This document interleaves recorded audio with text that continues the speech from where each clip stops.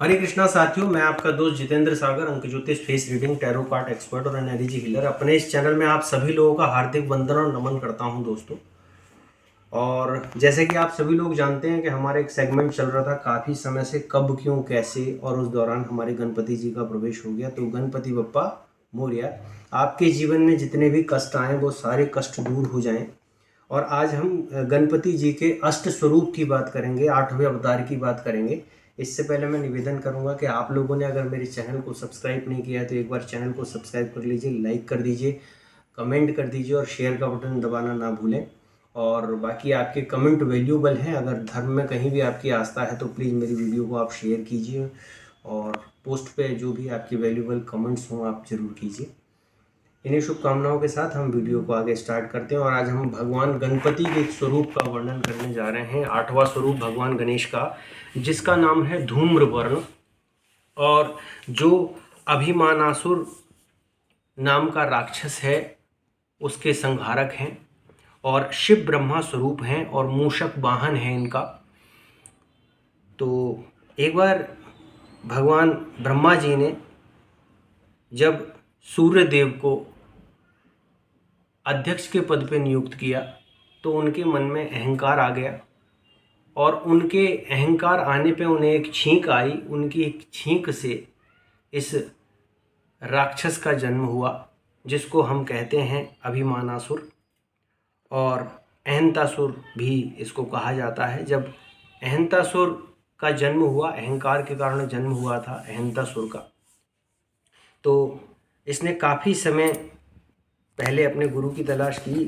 तो शुक्राचार्य जी इन सारे राक्षसों के गुरु थे। तो शुक्राचार्य ने इनको गणेश जी के एक मंत्र का जाप करने के लिए कहा। इन्होंने गणेश जी की बहुत सहस्त्रों वर्ष तक आराधना करी, तप करा, और तब जाके इन्होंने जब गणेश जी का बहुत समय तक जाप किया, पाठ किया, व्रत किए, एक पैर पर खड़े होकर तपस्या की, बहुत समय की लंबी साधना के बाद में भगवान गणेश इनसे प्रसन्न हो गए। और प्रसन्न होने के बाद में भगवान गणेश ने इनसे पूछा कि आप बताओ क्या चाहते हो।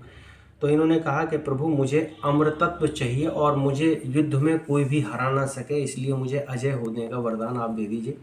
भगवान गणेश ने इन्हें अजय होने का वरदान दे दिया।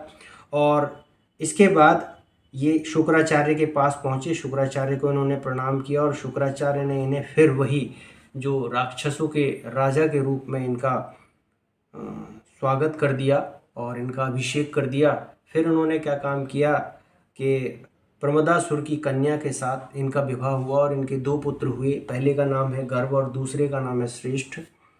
ये काफ़ी समय तक इन्होंने राज्य किया। राज्य करने के बाद में इन्होंने क्या काम किया कि अपने गुरु से इच्छा व्यक्त करी कि मैं अब विश्व विजय करना चाहता हूँ और तीनों लोगों को जीतना चाहता हूँ, अगर आपकी आज्ञा हो तो मैं ये करूँ।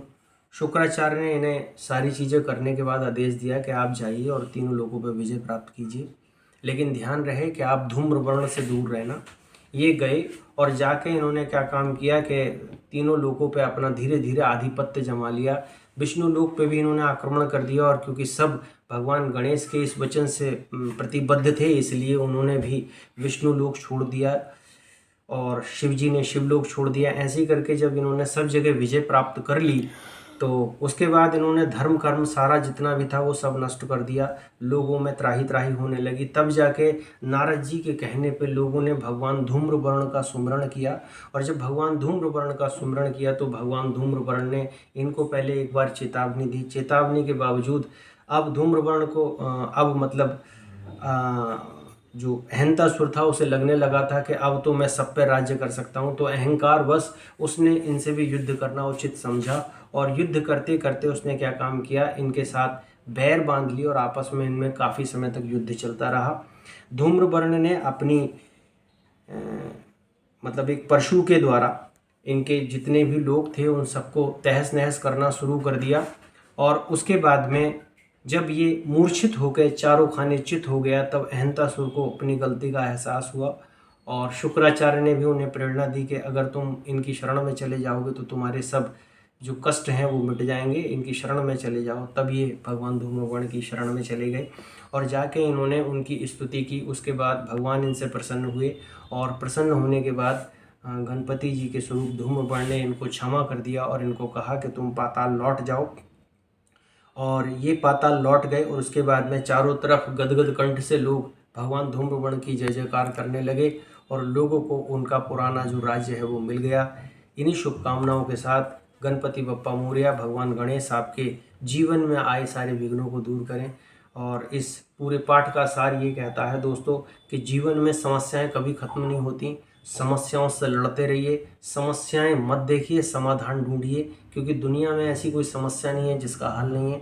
तो आप ज्योतिषीय सलाह के लिए आपके जीवन में रुकावटें चल रही हैं तो इनके लिए एक बार मुझसे कोऑर्डिनेट कर सकते हैं। आपके शहर में उपलब्ध हूँ। इन्हीं शुभकामनाओं के साथ अगली वीडियो में फिर मिलूंगा आपको। राधे राधे, जय महाकाल, ओम गंगणपति।